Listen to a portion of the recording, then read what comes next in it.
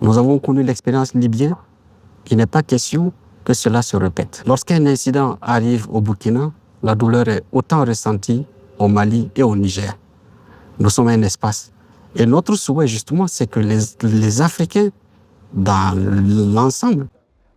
Merci, monsieur. La porte-parole du ministère russe des Affaires étrangères a rappelé que Kiev soutient directement des groupes armés en Afrique et de leur fournit des armes.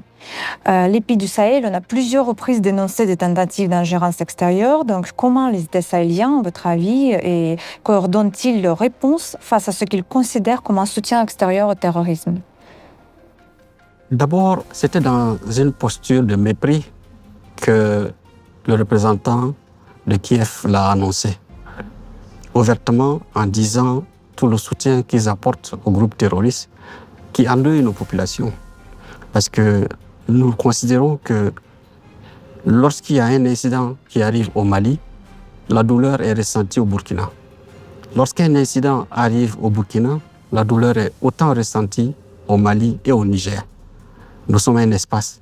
Et notre souhait, justement, c'est que les Africains, dans l'ensemble, prennent conscience de cette situation. Déstabiliser un seul pays de l'Afrique, c'est porter un coup dur à toute l'Afrique. Et justement, ce soutien extérieur, pour nous, ce n'est pas seulement contre un seul pays. C'est contre la dynamique d'intégration d'ensemble de l'Afrique, c'est contre la marche de l'Afrique vers son autonomie.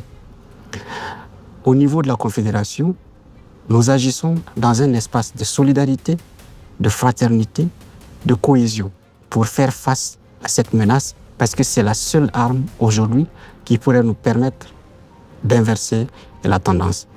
Nous condamnons toujours ces agissements venant de l'extérieur et qui consistent toujours à exacerber les conflits dans nos pays.